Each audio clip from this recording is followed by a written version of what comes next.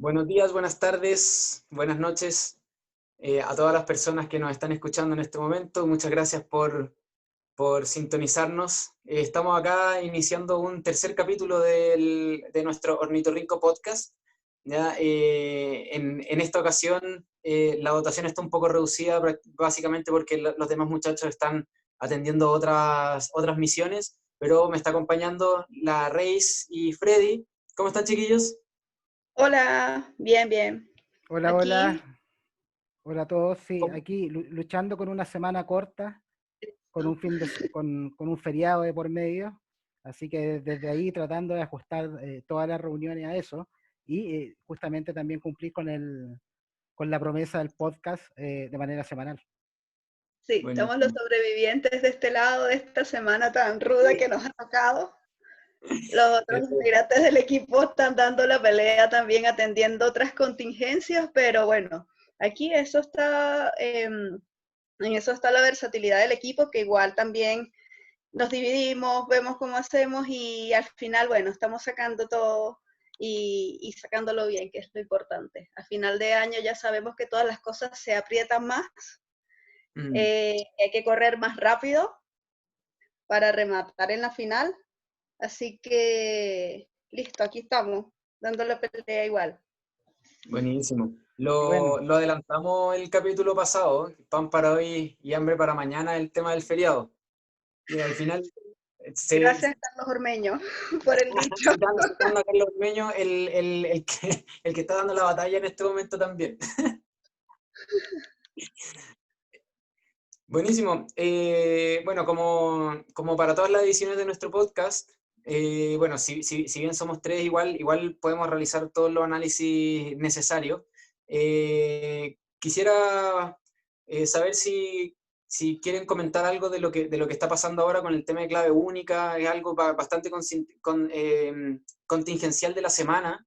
¿Ya? Ahí también se ve involucrada la seguridad de la información. Aún no hay mucha información muy clara de lo que está pasando. Yo creo que igual el desmenuzarlo lo vamos a dejar para la próxima semana quizás, pero ahora no sé si alguien ha podido saber algo, o se puede entregar algún consejo a las personas que a lo mejor nos están escuchando y que ven este riesgo de la clave única. No sé si alguien quiere decir algo al respecto antes de partir con lo que nos convoca propiamente tal. eh, sí, a mí me gustaría indicar que, bueno, primero, desde ahí a todos los que tienen la responsabilidad de poder construir seguridad dentro de los organismos públicos, sin duda se hace difícil, si bien han aparecido una serie de apalancadores, básicamente gatillados a través de decretos. Hoy día vemos, y de hecho esta semana también apareció que los organismos del Estado habían disminuido el presupuesto de seguridad o de ciberseguridad, por lo tanto, lo que está sucediendo en este caso con este incidente de la exfiltración de las claves únicas tiene que ver también con lo que he podido ir analizando en el transcurso de estos capítulos. Eh, los incidentes responden también a una manera de construir seguridad. Y justamente lo que vemos hoy día son una serie de información sensible, información personal que pudo ser exfiltrada, y eso habla justamente también de alguna manera de cómo se está construyendo seguridad, cómo se está mapeando esto más crítico de la organización con el fin de poder construir un ambiente de control más robusto. Acá hay que entender y también siendo bien respetuoso con todo lo eventualmente que estén, todas las personas que estén involucradas.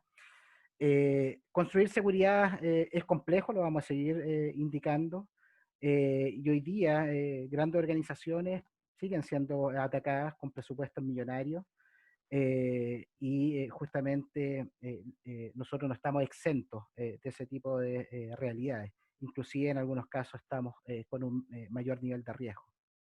Claro.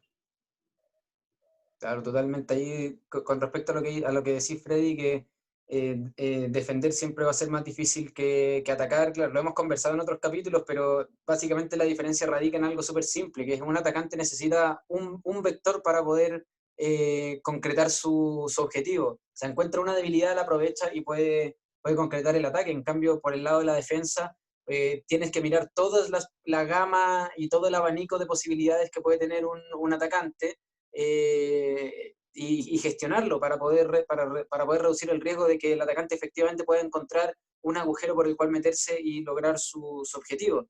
Entonces, claro, o sea, el ser atacados es parte de la realidad del ecosistema en el cual estamos viviendo ahora. También lo hemos dicho, no hay que partir construyendo seguridad pensando en que no nos van a atacar, sino que en algún momento vamos a ser atacados, y qué vamos a hacer cuando eso suceda es el enfoque que hay que darle. Bueno, Sí, por sí, lo pronto... hay efectos de complementar, porque justamente lo que uno no compensa en este tipo de cosas es la temática de la complejidad. Claro. Y en cuanto a la complejidad, hay un libro que trata este tema como de estas emergencias que se transforman, en este caso, en estos incidentes que vienen a impactar de una manera negativa a las organizaciones. El libro de El Cisne Negro, de Nassim Nicolás Taleb, en el cual trata el tema de esta incertidumbre, que se llama cisnes negros, que básicamente un incidente o un ataque pudiese caer en esta categoría. Y esto tiene que ver y cabe dentro de un ámbito del manejo de la incertidumbre, es decir, cómo las organizaciones también a los análisis de riesgos que actualmente se están realizando, a las técnicas, los instrumentos que están utilizando, comienzan a incorporar también todo este tipo de instrumentos que comienzan a dar una mayor visibilidad hacia dónde debiesen estar enfocados estos esfuerzos. Se lo recomiendo, es un libro que de hecho trata un capítulo de los incidentes de seguridad a través de esta visión de los cisnes negros. Y justamente nos entrega también una panorámica más general y nos da luces acerca de qué es lo que debiésemos hacer también en nuestras organizaciones. Buenísimo. Sí, o sea, yo creo que para poder hacer un análisis más profundo de todo esto y no pecar de hacerlo con información que aún no tenemos, yo creo que lo podríamos dejar para la próxima semana y ya tener algún comentario un poquito más sólido, pensando en que esto está en desarrollo todavía. O sea, yo vi por ahí que ya se está pensando en anunciar otro líder en el gobierno para la seguridad. Entonces ahí yo creo que la próxima semana vamos a tener un poquito más de antecedentes para poder darle una bajada al estilo de Ornitorrinco Podcast. Por lo pronto, lo que nos convoca el día de hoy es un caso también icónico, no tan reciente como el que estamos conversando recién, y no tan cercano porque no es ni de la región latinoamericana, sino que es el caso de Sony. ¿Ya? No recuerdo específicamente qué año fue, no sé si alguno me puede ayudar con ese dato en particular. ¿Cuándo fue el incidente de Sony? Fue en el año 2014, específicamente en el mes de noviembre de 2014. Perfecto. Buenísimo. Esta historia, como es tradición, nosotros empezamos analizando esto como una historia. O sea, el que se concrete la brecha es el clímax de todo esto, pero siempre hay que irse un poquito más atrás y para poder entender cómo se fue desarrollando tanto el incidente como el post-incidente. Entonces, claro, a principios de año, Sony tenía planificado estrenar una película en la cual la temática era un intento de asesinato al presidente de Corea del Norte, que en ese momento estaba en ejercicio. ¿Ya? Entonces, esa película o esa producción estaba planificada para salir durante los meses de enero, febrero del año 2015. ¿Ya? Entonces, claro, durante todo el desarrollo de la producción y durante los preestrenos y durante la comercialización de este material audiovisual, se presume, se fue generando como un clima más o menos hostil, porque claro, es una señal hacia un mandatario que está en ejercicio, y claro, la brecha que se concreta en noviembre, en muy poquito tiempo antes de que se pudiera estrenar la película, conllevó cerca de 100 terabytes de información, y no solamente tenía relación con material audiovisual o guiones o activos de información relacionados propiamente tal con el negocio audiovisual, sino que también de índole personal. Ya siempre que haya algún tipo de escándalo en todo esto es porque hay datos personales involucrados, más que nada. Y claro, ahí se publicó no solamente antecedentes de las personas involucradas con la compañía Sony, sino también sueldos, pagos, etcétera, etcétera. ¿Ya? Se presume que tiene tintes políticos esto, eso yo creo que por lo menos por mi lado es lo que más me llama la atención, como toda esta historia ligada a la política y a estos dos países que tienen bastantes diferencias. Pero eso es básicamente el antecedente general con el cual empezamos con el análisis. No sé si alguien quiere partir con qué fue lo que más les llamó la atención de todo esto, por dónde iniciamos este análisis. Sí, mira, yo voy a tomar la palabra como para efectos de comenzar con el análisis. Bueno, el análisis se da en un contexto cargado, fuertemente político, ¿ya? De hecho, dentro de lo que se pudo identificar en los análisis forenses, se hallaron pistas no contundentes de que podría estar por detrás Norcorea. De hecho, Obama salió con una declaración que justamente hacía responsable a Norcorea. Y por otro lado, los análisis forenses que desarrolló el FBI demoraron muy poco tiempo. Entonces, dentro de la evidencia que basaron ciertas conclusiones, por ejemplo, estaba que uno de los malwares que se había utilizado, acá principalmente el malware utilizado fue Wiper, de hecho, para ese periodo no fue detectado, en este caso por ninguna unidad de detección de malware. Y estaba escrito en coreano, por lo tanto se supone de algún modo que viene de ese origen. El otro indicador es que tiene características muy parecidas a un ataque que se dio hacia Corea del Sur, por lo tanto desde ahí también se toma como referencia ese ataque para poder concluir en definitiva que fue Norcorea. Sin duda que el tema político, cuando uno se refiere al caso Sony, es un tema que está muy, pero muy ligado. Pero por detrás está justamente lo que tú mencionas, Claudio, que no es menor, que tiene que ver con esta exfiltración de datos sensibles, datos que ocupaban en este caso actores, productores, bueno, y toda la industria para poder negociar en este caso sus contratos futuros. Y fue información que sin duda impactó a tal nivel que Sony recibió la demanda del personal involucrado en este tipo de brecha. Mira, al final fueron alrededor de 100 terabytes de datos que pudieron obtener y la organización efectivamente inició un proceso para poder investigar, contener y comenzar a recuperarse de este ataque que le costó alrededor de $100 millones, que esto fue una inversión que realizaron en 30 días, que eso también es parte de lo que uno debiese considerar a la hora de este tipo de incidentes. Algo curioso también. Sí, sin duda. Y por otro lado, ¿qué es lo interesante acá?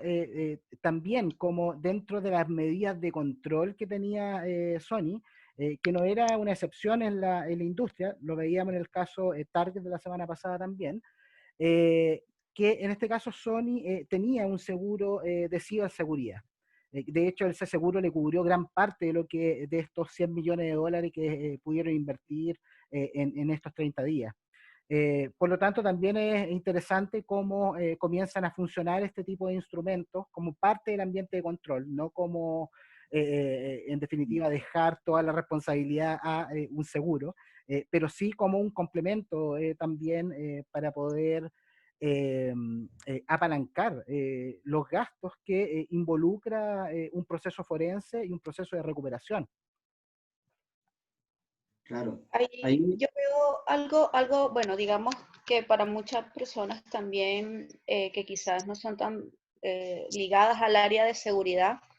Fíjate que Freddy nos va comentando al inicio que esto es un ataque, quizás un tipo de ataque ya registrado, ya estudiado, y lo cual nos lleva a pensar o quizás a tratar de hablar un poco más el tema de la puesta en prueba de los ambientes de control o las pruebas de los ambientes de control dentro de las organizaciones. No solamente de este tipo de organizaciones que estamos conversando en este momento, sino que, y ahí quisiera que tú, Claudio, me apoyaras un poco más en el desarrollo del tema, pero tratar de compartir un poco más con las personas que nos están escuchando ahora cómo es el tema de análisis de anatomía de ataques, que me parece bastante interesante comentarlo en este punto, porque fíjate que son cosas, le pasaron cosas a Sony que ya se habían registrado con anterioridad y que habían ocurrido con anticipación ya en otros medios, en otras organizaciones y dirigidos hacia otros sitios totalmente distinto, de distinta posición geográfica, quizás también tenga que ver algo, no sé si podríamos hacer también la analogía. Aquí normalmente se hace el tema del análisis de anatomía de ataque dependiendo de los rubros de la organización o del rubro donde pertenece la organización a la cual se le está haciendo el análisis de la anatomía, cuáles fueron o cuáles han sido los ataques que han estado registrados y que han estado documentados al respecto. Entonces, yo entiendo o siento que igual el ataque no fue dirigido hacia un mismo rubro, porque entiendo que lo que estuvo explicando Freddy anteriormente, este gusano o este ataque que se dio hacia Sony fue también dirigido hacia Corea del Sur. No sé específicamente, me imagino que a nivel, estamos hablando a nivel político, a nivel quizás de gobierno, pero ¿qué nos puedes decir un poco más para ampliar ese tema, Claudio, en función de poder comparar eso? Es tremendo punto el tema de, más que de anatomías de ataque, es analizar el entorno, ¿ya? Pero antes de pasar a eso, a mí lo que me llama la atención es justamente esta nebulosa que se genera a la hora de tratar de definir un impacto, ¿ya? Porque claro, uno parte todo este proceso de construcción de la seguridad de la información y lo primero que uno se pregunta, o lo primero que a nosotros nos ha tocado, o por lo menos a mí me ha tocado ver en las organizaciones, es que claro, ya definamos el impacto para saber efectivamente qué es lo que, o cuál va a ser el tamaño de la consecuencia si es que se llega a concretar un ataque de un estilo A, B o C.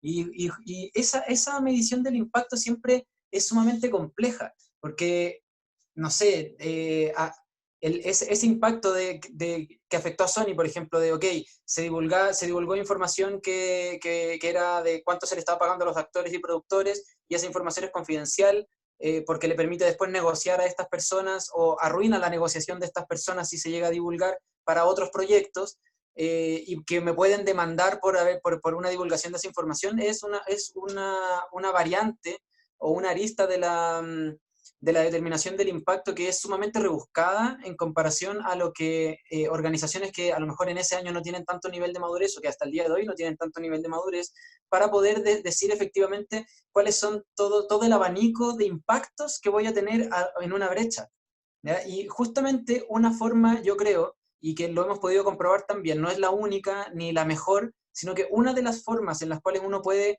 tratar de dilucidar ese impacto es justamente poner a prueba, Reis, como tú dices, el ambiente de control en función de incidentes que ya hayan pasado antes, porque básicamente el impacto uno no lo va a saber hasta que le pasa, realmente. O sea, uno puede tratar de aproximarse, tratar de buscar situaciones y tratar de ponerse en el lugar de la crisis, pero hasta que no estáis en la crisis, en verdad son solamente ideas, son solamente algo no tangible o un supuesto, ¿ya? Entonces, claro, la idea de poder probar el ambiente de control, cuando hablamos de ambiente de control nos referimos a todas las medidas que conforman la protección de la información dentro de una organización. Claro, la idea sería probarla para tratar de llegar a la mayor realidad posible de un incidente como el que hemos estado revisando no solamente en este caso de Sony, sino también en el caso de Uber y en el caso de Target, y que vamos a seguir analizando en las siguientes ediciones del podcast. Entonces, claro, ¿qué es lo que uno hace ahí? Uno trata de buscar información de ataques que se puedan ajustar a uno, partiendo, por ejemplo, de, no sé, si yo soy un banco y atacaron a mi vecino, voy a tratar de buscar la información de cómo fue ese ataque a mi vecino para yo ver qué tan afecto estoy, porque mi vecino es como yo, o sea, es otro banco. Entonces, ese es uno de los principales inputs para buscar algún procedimiento de ataque o algún registro que me permita a mí simular algo parecido. ¿Ya? Esto, aquí en Chile, siempre nosotros lo llevamos a la analogía de la operación Daisy, ya que es el entrenamiento que nos hacen en el colegio, porque como somos un país sísmico, nos entrenan para que cuando ocurra un sismo, un terremoto, poder reaccionar. Pero claro, hasta que uno no está en el terremoto, no sabe si es que efectivamente lo que probaste en la operación Daisy se va a aplicar por la mayoría de las personas o no. Entonces, claro, ahí como dice Reis, es buscar esta documentación de ataques que hayan pasado antes en un contexto que se parezca al mío como organización, porque cada organización es un sistema único, pero uno busca cosas similares, ¿ya? Y empieza a probar de la forma más inocua posible. Tampoco la idea es que autoatacarse y entorpecer uno mismo su operación, pero Sí, uno sí. que es uno de los riesgos de realizar esto, ¿ya? Entonces, uno busca la forma de simular esto, de hacer una suerte de operación Daisy, para poder tratar de aproximarse a las consecuencias que pueda tener un ataque de esa envergadura. ¿Ya? Pero claro, a mí lo que más me ha costado, una de las cosas que más me ha costado en mi labor consultiva ha sido como ya el momento de definir el impacto financiero, reputacional, operacional, en cuál de esas tres dimensiones que son las más clásicas de la buena práctica cabría esta parte de la demanda colectiva. No sé, hay varias dimensiones. También a veces he pensado que depende del ataque voy a tener distintas dimensiones de impacto, cómo voy gestionando eso. Entonces ahí, a mí eso es lo que más me llama la atención y también encuentro que Sony tenía un seguro de ciberseguridad en tiempos en los que creo no estaba tanto en la conciencia de las organizaciones como hoy en día, por ejemplo, como para tener ese as bajo la manga en caso de que se concretara algo. No sé qué piensan de eso, no sé si respondí o complementé como esperaba, Reis, ahí. Sí, claro que sí. Fíjate, eso que nos explicas ahora, a mí me da, o sea, lo vinculo derechamente con los planes de recuperación ante desastre, con los planes de continuidad operativa también, con, lo- con los, eh, con los planes de continuidad del negocio como tal. Fíjate que cuando nosotros estamos conversando con los clientes que comienzan a interesarse por la construcción de un plan de recuperación en el caso de que ocurra un desastre, de que su organización, su operación, lo más crítico del negocio, pues se vea resguardado y responda o se recupere, comience a andar nuevamente en el tiempo mínimo posible o en el tiempo que se permita la organización tener, digamos, paralizado el negocio, teniendo el menor impacto posible. Entonces, fíjate que también me he encontrado, o quizás nos hemos encontrado nosotros con organizaciones también que dudan en probar cómo es ese plan que se ideó para la recuperación ante el desastre. Y es un punto súper importante por lo que comentas tú en este momento, que no se va a saber si el plan funciona hasta que realmente lo pruebes con, digamos, lo más cercano a la realidad posible. Y es un plan donde no solamente está involucrado la tecnología, volvemos a conversar esto como lo habíamos conversado anteriormente, no solamente está depositado sobre depositándose la confianza sobre la tecnología, sino también cómo responden las personas. Entonces, nuevamente volvemos a ver cómo las personas que componen una organización son el centro que permite la funcionalidad de estos planes, que permite que la tecnología apalanque los procesos y que realmente toda esta estrategia que se idea para la organización funcione en el momento que ocurre un incidente, que no solamente vemos un incidente como que, no sé, se quemó no sé, la casa matriz o que hubo un terremoto, sino que son incidentes de otro tipo, que pueden ser ataques, que pueden ser que parte de la infraestructura o de la misma tecnología no funcionó. Entonces me parece bastante curioso o me parece bastante importante también vincularlo hacia lo que serían los planes de continuidad de negocio. Sí, Mira, Reis, a mí como me resuena esto, claro, por un lado, analizando el caso, uno tiene la sensación de que eh, eh, faltaron prácticas en este caso para poder disminuir el impacto. Pero por otro lado también vemos este seguro de Sí, ciberseguridad, el cual también responde a una decisión de riesgo, ¿ya? Por lo tanto ahí la organización tomó una decisión de riesgo, la alta dirección.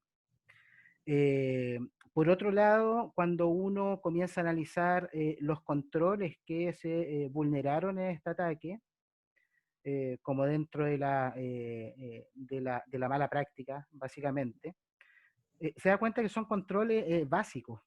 Entonces, también acá a mí me parece interesante esta mirada de las pruebas de anatomía de ataque, pero también las pruebas de anatomía de ataque responden a un contexto de madurez. En el año totalmente. 2014, bueno, tú lo indicabas ahí también, pues las organizaciones no tenían tan maduro esto de comenzar a buscar indicadores de riesgo, indicadores de compromiso, a partir de las fuentes abiertas, es decir, que nos arroja al exterior para que yo pueda modificar el ambiente de control.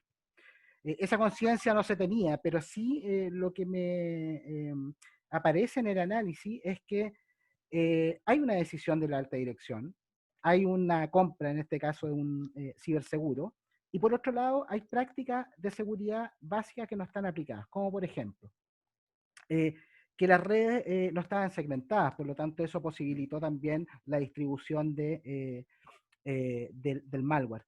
Por otro lado, la identificación o clasificación de criticidad de este tipo de información que se manejaba.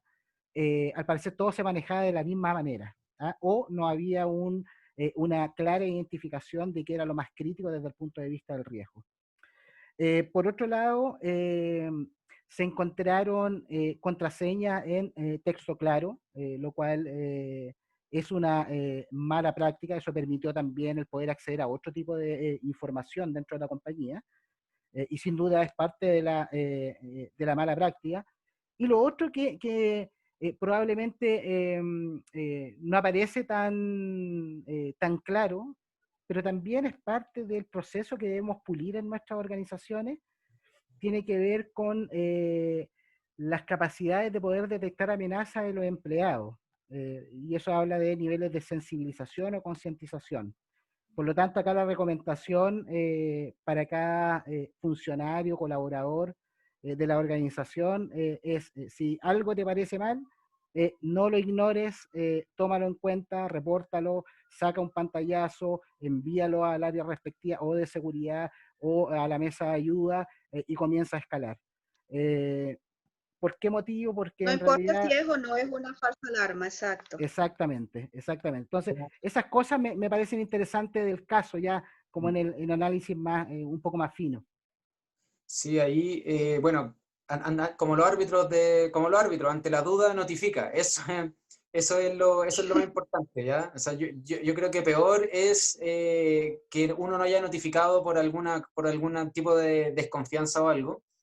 Pero sí, ante la duda, cualquier cosa sospechosa, siempre lo más recomendable es por lo menos preguntar. A lo mejor no notificar y levantar las alarmas, pero sí preguntarle a algún rol que sepa más sobre el tema. Oye, vi esto, no me parece, ¿qué opinas tú? Y esa persona ya con su expertise tomará la decisión de se toma como un incidente, se toma como un evento o no, está bien, dale nomás, ¿ya?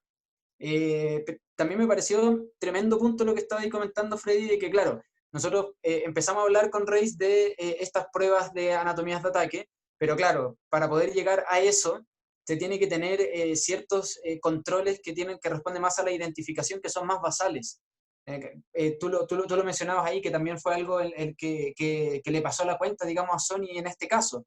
O sea, para poder empezar a hacer análisis de anatomías de ataque, lo primero que hay que tener identificado es dónde están los componentes más críticos de la organización a nivel de procesos y a nivel de activos de información, es decir, qué es lo que yo quiero proteger de este ataque que voy a estar simulando. Si no, voy a estar simulando a lo mejor un ataque que no tiene ningún contexto para mi organización y solamente estoy enfocando esfuerzos en algo que no es valioso, que no genera valor a la larga.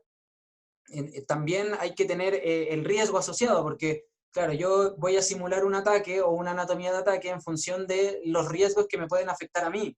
Entonces, claro, si yo no tengo una identificación de riesgos, también me va a pasar lo mismo que si voy a simular algo, podría estar simulando algo que no va a generar valor o que no va a representar la realidad de algo que pudiese pasar para la organización. Entonces, eso también es súper importante. La construcción de seguridad es como la construcción de una casa, o sea, tú primero pones los cimientos de la casa, primero tienes a lo mejor un plano de cómo quieres que sea la casa, después pones los cimientos, después la obra gruesa, después la obra fina y después las terminaciones. No partes haciendo terminaciones que después vas a tener que deshacer para hacer obra gruesa.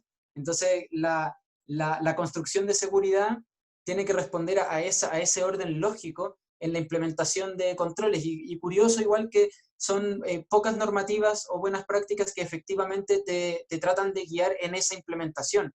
Generalmente la buena práctica te dice qué, pero no te dice cómo. Eso también va porque requiere también de un análisis del contexto de la organización y todo, pero no sé, yo creo que por ahí NIST o el marco de ciberseguridad NIST te entrega una guía un poco de qué va primero para la identificación, después la protección, etcétera, pero es parte de un trabajo que tiene que hacer la misma organización, digamos, el mismo negocio, para poder construir este ambiente de control que le permita ser resiliente, si al final es eso, ser resiliente ante este tipo de casos. Sí, sin duda. Ahí no es menor, Claudio, lo que estás comentando, que tiene que ver específicamente con la dependencia de los controles. ¿Ya? Hemos entendido de algún modo en la aplicación o en la construcción de la seguridad de que esto tiene que ver con aplicación de controles. No estoy diciendo que ese entendimiento se tenga ahora, pero de algún modo fuimos incorporándolo también a partir del cumplimiento normativo. Ninguna empresa parte construyendo seguridad desde el voluntariado. Por lo tanto, a partir de qué voy a comenzar a construir seguridad, bueno, por mucho tiempo el foco estaba solamente en la construcción de seguridad a partir de un marco normativo. La ISO 27001 fue por mucho tiempo el marco normativo que nos estuvo acompañando en este tipo de procesos. Y cuando uno se va a revisar la ISO 27001, bueno, tú ahí en la implementación del sistema de gestión de la seguridad puedes seleccionar en este caso qué controles podrían calificar. En términos de medición, tiene una medición en este caso por cada uno de los controles. Lo que vienen a complementar por un lado y a reforzar y agregar un nuevo valor son estos otros marcos de referencia que se han venido también haciendo más conocidos en los últimos años, en los cuales integran una componente más asociada a evaluación de madurez del ambiente de control, en donde existen grupos de controles que se van ponderando para poder establecer ahí ciertos grados de madurez. Por ejemplo, qué tipo de marcos califican en estos marcos de madurez. El NIS para ciberseguridad es uno de los marcos que califica y va complementando a la perfección también una mirada de implementación en la organización de ISO 27001 y los controles de la ISO 27002. CIS, los 20 controles críticos para una ciberdefensa efectiva, que justamente también son más de 20 controles, son básicamente 20 dominios, ¿ya? Sí, cada Pero uno tiene adentro 20 controles prácticamente. sí, que cada uno tiene adentro. Es bastante interesante ese marco de referencia porque y también tiene una función de madurez. Inclusive hay ciertas prácticas organizacionales que también las compensa dentro del ambiente de control, pero tiene una mirada de construcción de la seguridad a partir de lo que ha pasado, de los principales controles que han podido vulnerar los atacantes en ciertos incidentes. Por lo tanto, son esos controles los que vienen a ser reforzados de algún modo. Pero nos entrega otra mirada también. Entonces, ¿cuál es la invitación en definitiva de lo que tú estás también comentando, Claudio? Que hoy día la mirada de la construcción de la seguridad debemos extenderla hacia la organización más que hacia un ámbito determinado, un ambiente de control. Hoy día las prácticas están avanzando hacia prácticas más multinormativas para poder también administrar de algún modo esta complejidad. Y por otro lado, el poder determinar de una manera clara hacia dónde enfocar los esfuerzos de seguridad. Nosotros hemos ido encontrando una respuesta también a través de nuestra práctica investigativa, y esa respuesta tiene que ver con la cadena de valor del negocio. Totalmente, totalmente. Sí, iba a comentar algo. Asusta la cantidad, o sea, yo creo que para digamos, organizaciones que están comenzando esta carrera de comenzar a construir la seguridad, pues asusta un poco ver la cantidad de controles, la cantidad de normativas, la cantidad de cosas que hay que hacer, y es terrible. O sea, yo te lo digo porque yo también lo veo así. Para mí se me hace hasta difícil verlo y tratar de pensar de que alguien pueda cumplir con todo. Y por eso también es bueno hacer énfasis en lo que dice Freddy, siempre pensando en construir sobre lo que sería la cadena de valor del negocio, cuáles son los activos más críticos y de ahí partir. Realmente un plan específico para todas las organizaciones, para que todas lo sigan de la misma manera, pues no hay. Igual cada organización es totalmente diferente, cada una va a tener objetivos que quizás sean similares unos con otros entre las organizaciones, pero son totalmente diferentes en fin. O sea, al final cada quien o cada organización necesita un plan específico acorde a sus objetivos y a sus estrategias de negocio y a su forma y a cómo está constituida. Y aunque asusta un poco el tema de la cantidad de trabajo que hay que hacer, pues por algo hay que empezar. Y el pensar de que vas a comenzar a hacer un plan donde apliques todos estos controles de una vez y donde tu organización va a quedar 100% protegida, pues es bastante, digamos, descabellado pensar eso. Entonces, en función de eso, igual quería, no sé cuál de los dos me podría responder o ayudar para poder, digamos, explicar un poco mejor cómo se puede construir un plan para iniciar la construcción de seguridad, y otra es para estas otras organizaciones un poco más maduras, ¿qué se recomienda hacer? En el sentido de que pensamos y que sabemos que el tema de la seguridad es un tema vivo, es un tema que necesita una mejora constante y que no se termina nunca. Yo quiero tomar la palabra ahí, pero primero quería contar una pequeña anécdota que me pasó a mí la primera vez que hice un gap sobre los 20 controles críticos de SIS. Y claro, la 27001 uno la conoce, probablemente es más cercano a ese y sabe que son 114.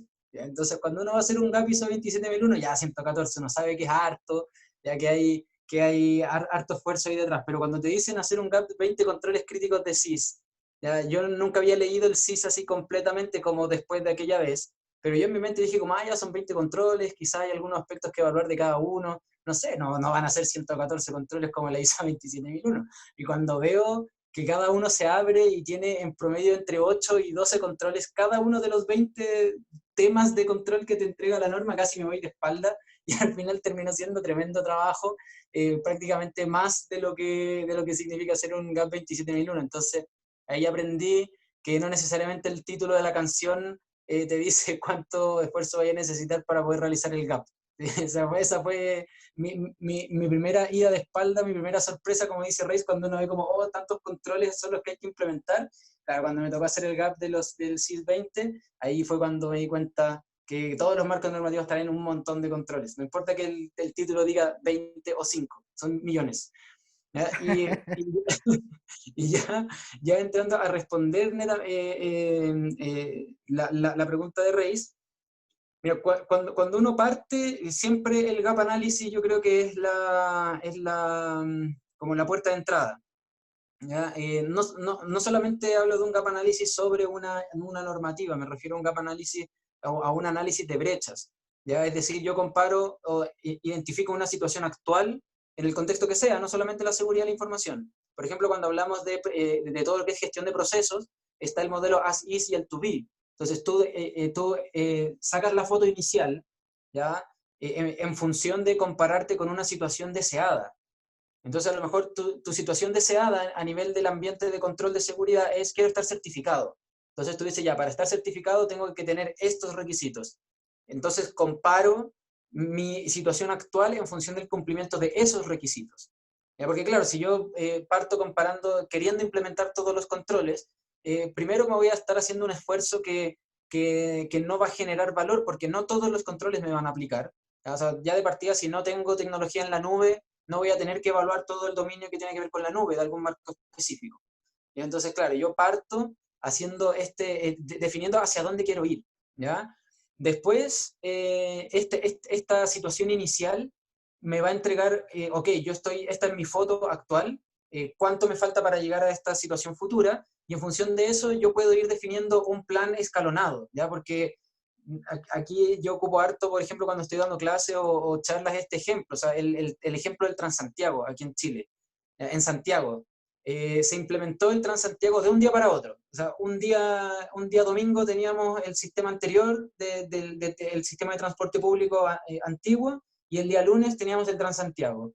¿Y qué fue lo que pasó? Que nos fuimos dando cuenta en menos de 24 horas que los buses oruga no podían doblar en una esquina, que habían recorridos que les faltaba frecuencia, que había mucha gente esperando en los paraderos, etc. Entonces, claro, cuando uno quiere pasar de una situación inicial a una situación esperada, no tienes que tratar de implementar la situación esperada de una.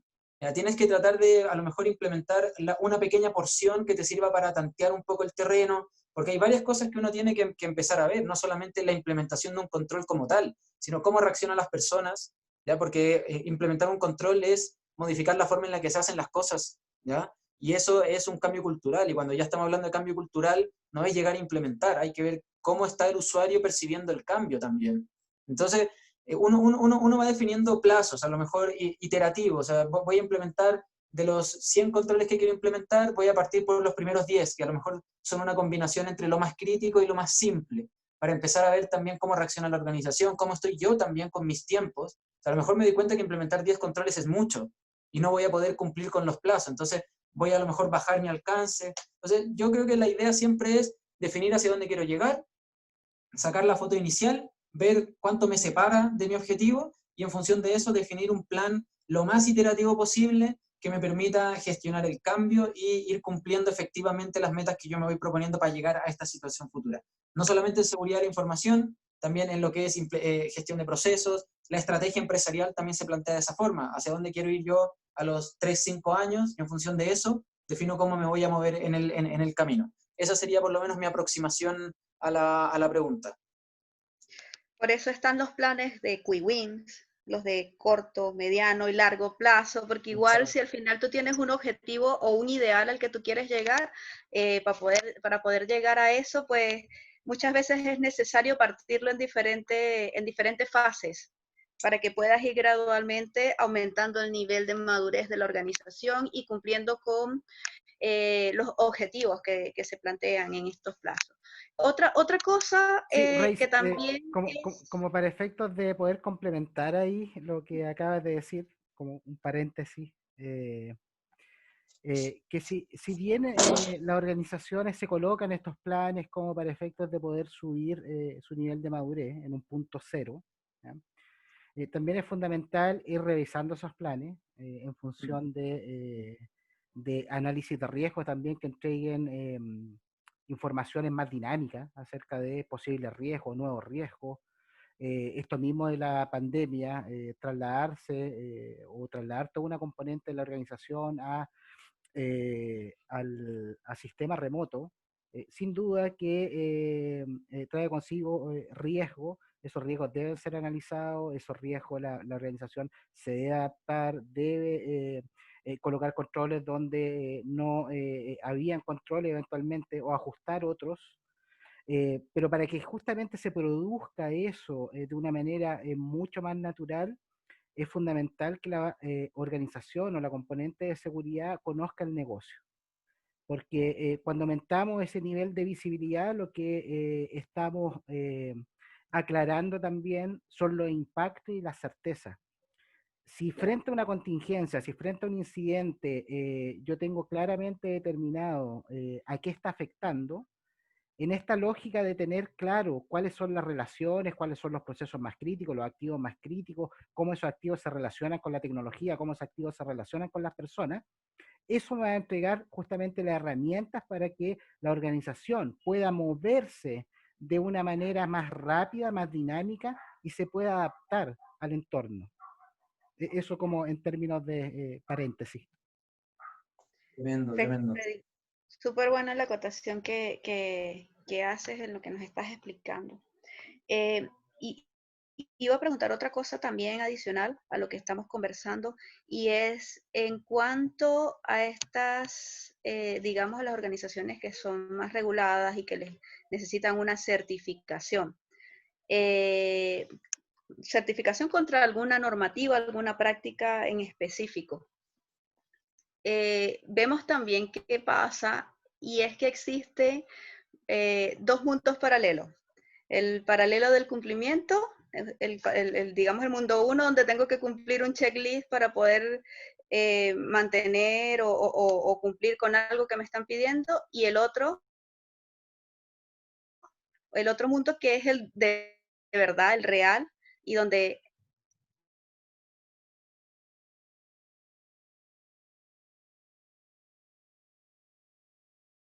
Tres. Bueno, hola, hola, hola nuevamente. Para todas las personas que nos escuchan, pasó solamente un segundo y probablemente un corte abrupto en el podcast, pero tuvimos ahí una intermitencia de la red y pusimos pausa antes de que se nos cayera todo, se nos desmoronara el capítulo. Así que ahora retomamos. Ya para nosotros fueron unos minutos, pero para ustedes un segundo. Así que ahora retomamos, Reis. No sé si podéis recapitular un poco lo que estaba hablando antes del corte y Claro, retomamos como si nada estuviera pasado. Cosas que pasan en vivo.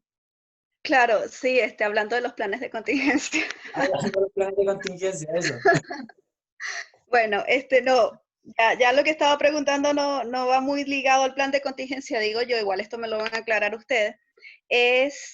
Hacía la analogía de que muchas veces coexisten dos mundos dentro de una misma organización. Un mundo que se dedica al cumplir una normativa que te está solicitando un regulador, que tienes que cumplir sí o sí con algo, y por otro lado está el otro mundo real de la organización que persigue ciertos objetivos de negocio, y que muchas veces lo que tú tienes planificado dentro de tu sistema de seguridad va quizás desligado del cumplimiento. Entonces, eso todavía yo lo he visto en algunas organizaciones, y que después piden ayuda para tratar de complementar, y que al final esto significa un trabajo mucho mayor que el hacer que tu regulación vaya también con tus objetivos de negocio, o que tus objetivos de negocio se complementen con la regulación. No sé, Freddy, ¿queréis partir tú esta? Partir... No, dale nomás, Ah, Claudio. Sí, dale o sea, nomás.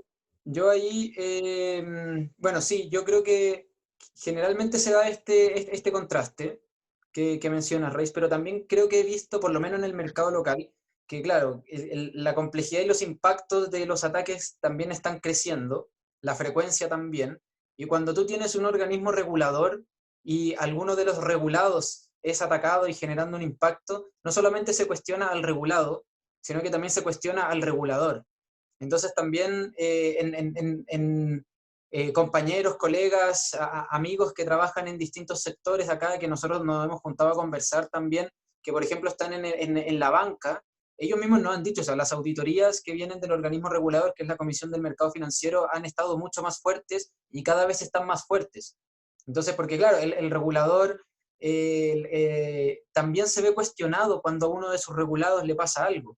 Entonces, el mismo regulador está haciendo que las auditorías efectivamente no solo validen un cumplimiento, sino que también validen efectividad.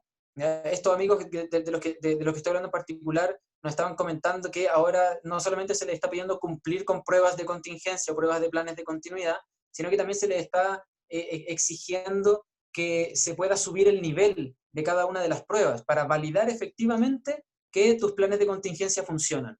Entonces, claro, a lo mejor es un poco distinto al momento de una certificación, porque la certificación te evalúa el cumplimiento contra una norma, ¿ya?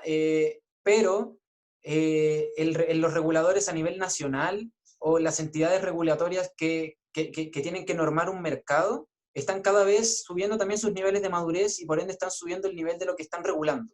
¿Ya? Yo creo que también se está, ya no está tan separado ese mundo del cumplimiento y el mundo de, digamos, la construcción efectiva de un ambiente de control, sino que cada vez está más junto. El regulador está validando que haya una construcción coherente del ambiente de control. Sí, totalmente de acuerdo contigo, Claudio.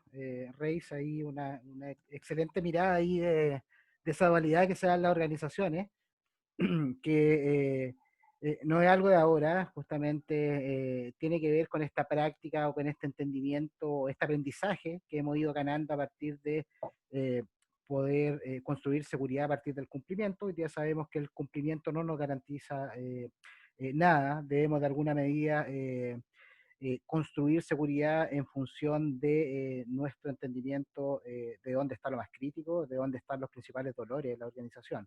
Ese es nuestro foco inicial de cualquier proceso de construcción de seguridad y de ciberseguridad. Buenísimo. Sí, aparte que ya para cerrar este punto, si vas a poner esfuerzos en cumplir con algo, igual valdría la pena que ese mismo esfuerzo te sirva para algo que te sirva también a futuro, yo creo. Como que también se está dando esa lógica, las organizaciones también lo están comprendiendo así. O sea, si voy a cumplir con una ISO, voy a hacer que ese cumplimiento también sea coherente para lo que me sirva a mí en temas de seguridad de la información. Creo que eso ya se está sensibilizando también cada Claro, vez más. en definitiva, el cumplimiento lo tienes que hacer sí o sí. Y es un Exacto. apalancador al interior de la organización. La invitación acá es hacer un cumplimiento con sentido, Ujú. integrando ese cumplimiento, como lo indicaba Reis, dentro de este espectro más crítico a tratar de la organización, que está ligado a la cadena de valor del negocio. Totalmente. Y ahí optimizando los esfuerzos también, haciéndolo más estratégico, exacto. Claro, si al final las auditorías de cumplimiento igual son desgastantes. Entonces, si vais a estar en esa, ya mejor es hacer algo, como dice Freddy, con sentido, o sea, que sirva efectivamente. Y si lo pones como dentro del músculo de la organización, ya después la auditoría de cumplimiento, como es lo mismo que venía haciendo para construir tu ambiente de control, ya va a ser como parte del proceso interno de poder validar o mostrar solamente las evidencias de lo que has estado construyendo. Entonces, yo creo que eso ya, yo creo que está próximo a unirse cada vez más, el cumplimiento y esta realidad dentro de las organizaciones. No sé cuánto llevamos, la verdad, pero tengo la noción de que hemos estado conversando harto rato, ya ha estado muy buena Claro, la sí, eh, como y para yo ir creo que ya concluyendo, ¿o no? sí, vayamos Sí, concluyendo Sí, muy también bien, ahí, porque si no nos vamos a ir quizás hasta cuándo terminamos, el sábado en la mañana terminamos la conversación. dale. Pero no sé, yo creo que debiésemos tirarnos una pequeña conclusión del caso, de lo que hemos estado conversando. Voy a partir yo porque siempre que voy al último me dejan sin frase, sin argumento, ¿ya? Sin reflexiones. Y lo único que me queda es decir, me sumo a las palabras de mis compañeros y rellenar con algo más. Así que yo me voy a quedar tanto contextualizado en el caso Sony como todo lo que nos derivó después ese input, en que eh, a veces el contexto nos genera cierta ansiedad, ¿ya? A veces uno no sabe por dónde partir a construir esto, uno ve las normas y ve 200 controles por acá, 114 por aquí, otros 150 por allá, y puede generar ansiedad de que hay muchas cosas por hacer, muy poco tiempo para poder hacerlas, porque uno nunca sabe cuándo uno se va a enfrentar a un incidente, pero creo que esta visión de construir por capas o de forma escalonada, ya como decíamos el ejemplo de la casita, o sea, primero los cimientos, después la obra gruesa, después obra fina y después terminaciones, más que o sea, sin duda apalanca un cumplimiento con mayor eficiencia y mayor coherencia para la organización, también ayuda a mantener la tranquilidad de uno que está justamente participando y o liderando ese proceso de construcción. Entonces, ir paso a paso, ¿ya? No adelantar los procesos de madurez, porque ni a nivel humano ni a nivel organizacional eso es bueno. Hay que pasar las distintas etapas siempre de los caminos que uno va recorriendo, y eso de implementar el estado deseado de un día para otro está más que demostrado que generalmente tiende al fracaso. Entonces yo creo que esta implementación gradual, iterativa, de ir probando, no detenerse nunca, pero ir haciéndolo, ir haciéndolo a conciencia, yo creo que es lo mejor para poder construir, para poder también llevar una armonía en la relación con la seguridad de la información, porque a veces también uno tiene tanto agobio de todo esto que es como, ya no quiero más. Entonces ahí también verlo como algo que, si bien no se detiene, sí se puede ir haciendo en pequeñas porciones que te van a ir generando valor, y a la larga más valor que implementar algo muy grande de un segundo a otro. Esa es mi reflexión.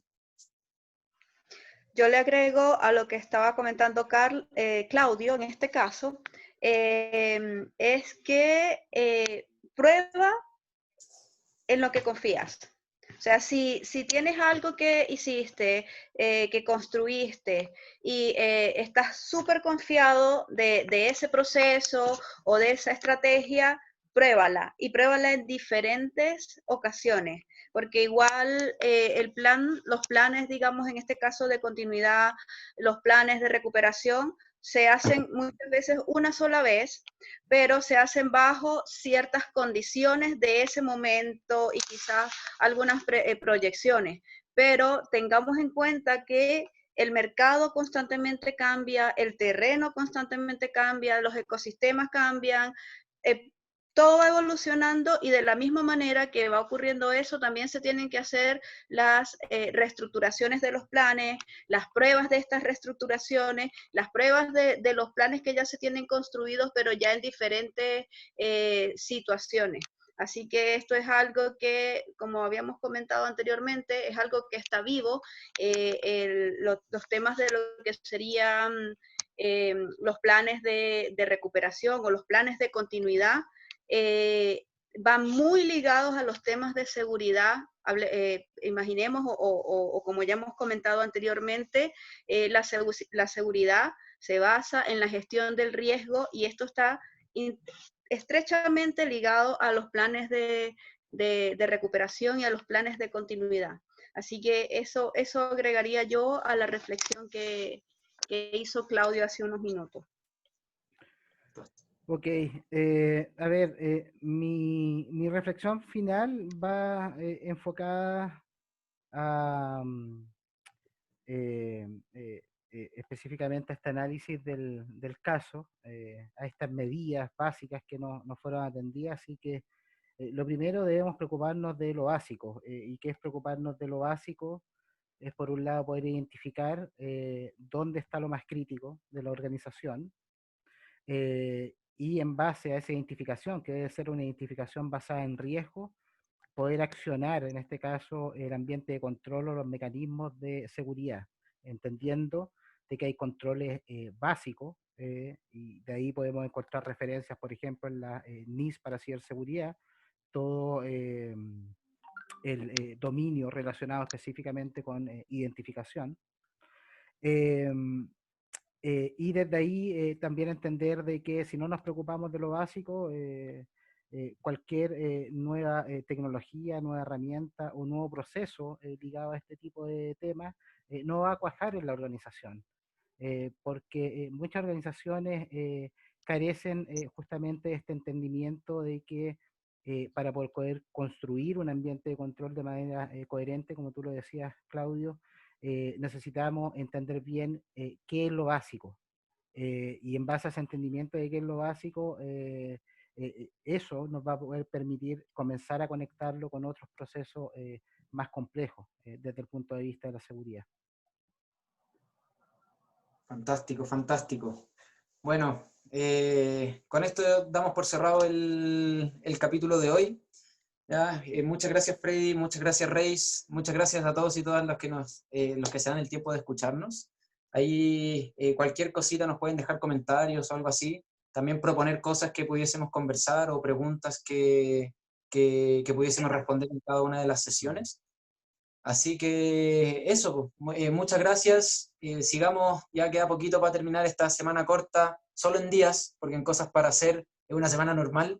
¿Ya? Lo que es Así peor. que saludos también al resto del equipo que son los que están dando la batalla también en esta semana particular.